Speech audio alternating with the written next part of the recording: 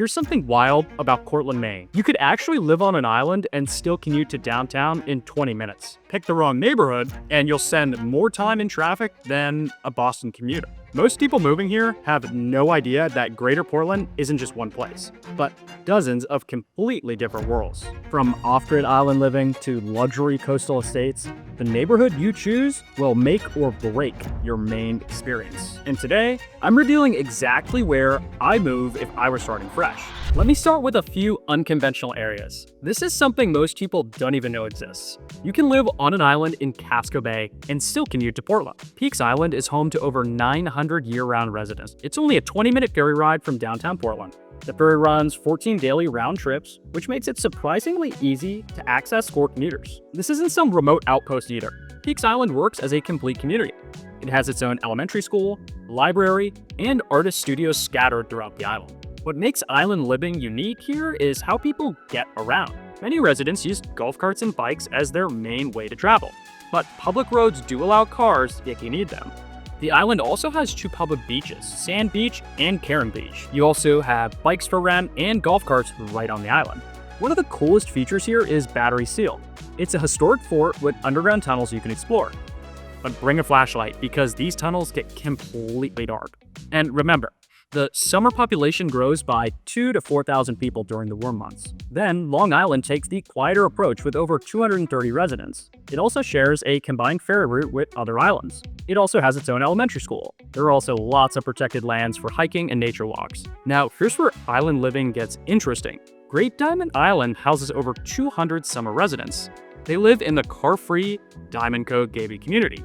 This place was built inside old Fort McKinley Barracks, which is pretty amazing. It includes a marina, heated pool, hot tub, fire pit, and poolside bar. These amenities here rival luxury resorts. You've got tennis courts, an indoor basketball court, a fitness center, a yoga studio, bowling, and a game room. You can even rent kayaks and paddleboards. You get private beaches, and you can also take history tours through the Fort McKinley Museum. Great Diamond Island and Little Diamond Island represent the most exclusive option. It only has 5 year-round residents and a seasonal water supply. This makes it purely a vacation spot. But let's talk reality check. Ferry-dependent living means planning everything around the boat schedules. Miss the ferry, you're spending the night there, whether you planned on it or not. This lifestyle is perfect for creative people and retirees. It's also great for remote workers. Anyone who wants quiet, simple life will love it. But it becomes a deal breaker for daily commuters. It's also tough for families needing frequent mainland access. Anyone wanting suburban conveniences like late-night grocery runs will really struggle here.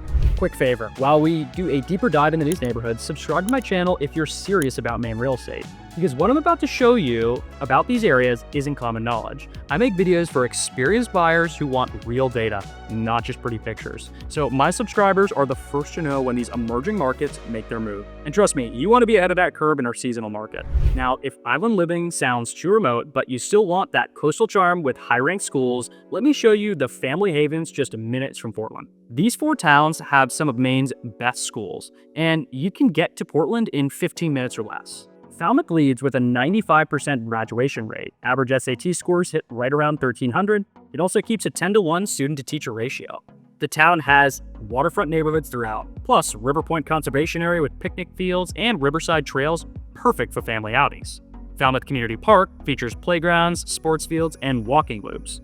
These paths link the whole community. Tidewater Farm Preserve and Underwood Springs Forest offer guided nature walks and volunteer days for nature lovers.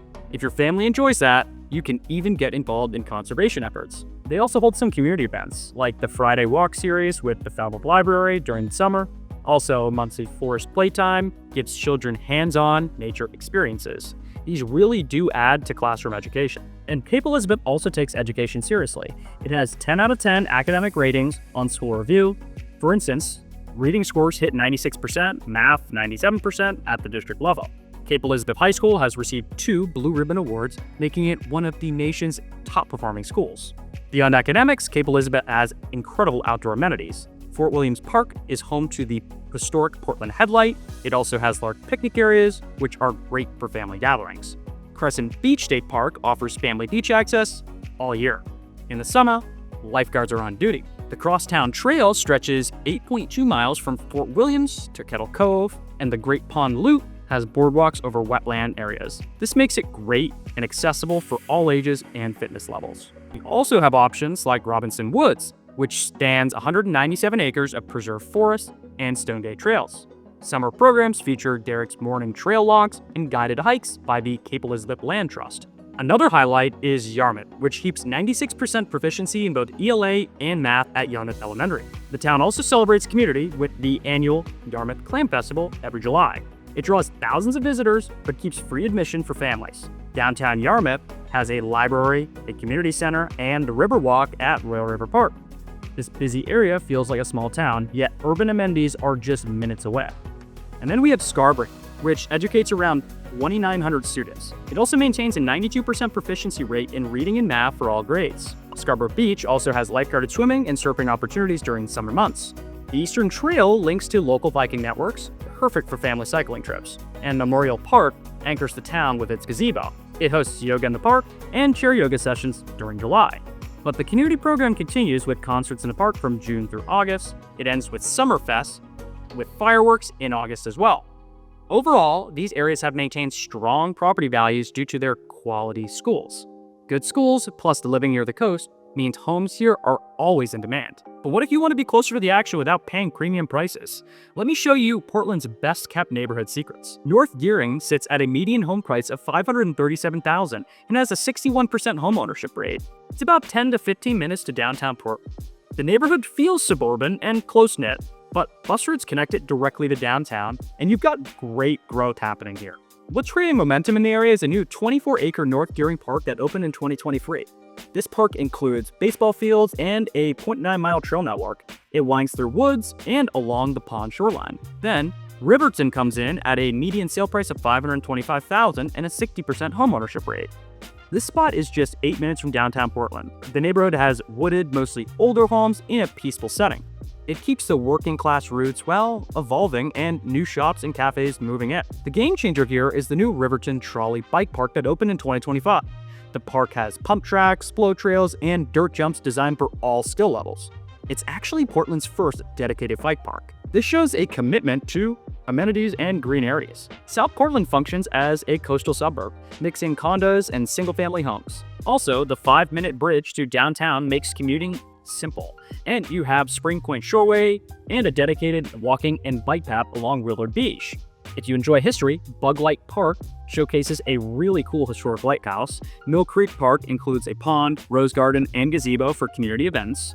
The summer concert series, holiday tree lighting, and Art in the Park show also keep the community busy all year round. And also Westbrook, which represents the fastest growing suburb. This is basically centered around the massive Rock Row development.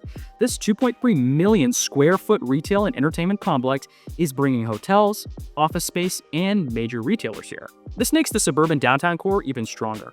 Then, Presumpscot River Trail has a boat launch access for kayaking and canoeing. Riverside Golf Course keeps cross-country trails for winter recreation.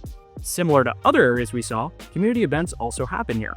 They include the Westbrook Together Days in June along the riverbank, Run the Ridge in the fall, and Winterfest celebrates the season with more family activities. The value here is based on big savings when compared to premium towns. And new parks, better bike paths, and fun entertainment areas add lasting value. Smart investors recognize this early. Before I tell you my insights on which priorities you should focus on, let me show you some additional areas. Deering features charming Victorian homes on beautiful tree-lined streets. You get access to nicely ranked schools in the Portland School District. For example, Longfellow Elementary earned a B+ rating on Niche. The historic neighborhood offers easy access to community pools and parks. Deering Oaks Park is a great spot. It has a pond, playground, and fun seasonal events. Also, the Victorian architecture and mature trees create a rare vibe that's really hard to match in modern developments. Oakdale and Rosemont offer the ease of city life in Portland. They keep eclectic architecture that reflects neighborhood changes over the decades. The emerging restaurant scene includes Rose Sue's, which is well known in Portland for its handcrafted bagels. Proximity to Public Market House creates urban convenience with walkability to diverse dining and specialty shopping. These neighborhoods usually draw young professionals and creatives. That's because they seek city living, but at lower prices than downtown. Now, here's my personal recommendation based on helping hundreds of families make this exact decision throughout Greater Portland. It all comes down to how you want to live, and that's why we need to figure out the location first. Each area offers something unique, so if you want to be at the beach one day or the mountains the next, you need to pick the right location that supports your goals. But here's the thing. The best neighborhood is the one that fits your lifestyle, someone else's, or what looks good on social media. In my opinion, the decision framework comes down to 3 key factors. First, prioritize your non-negotiables: schools, commute time, waterfront access, or community amenities. Know what you cannot compromise on, because those factors impact daily life quality. Second, understand the hidden costs that don't appear in the listing prices.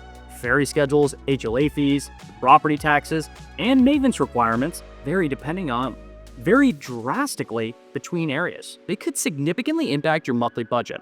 Third, think about long-term how your needs will evolve. Your priorities will change as children grow, careers develop, or retirement approaches. But switching neighborhood costs substantial time and money. Look, after helping hundreds of families find the perfect spot in Greater Portland, I've learned that the best neighborhood isn't the one with the highest ratios or the fanciest houses. It's the one where you can picture yourself grabbing a coffee on a Saturday morning, whether that's walking to the cafe on Munjay Hill or taking your golf cart to the Peaks Island General Store. The difference between buyers who love their experience and those who don't comes down to having the right guidance from day one.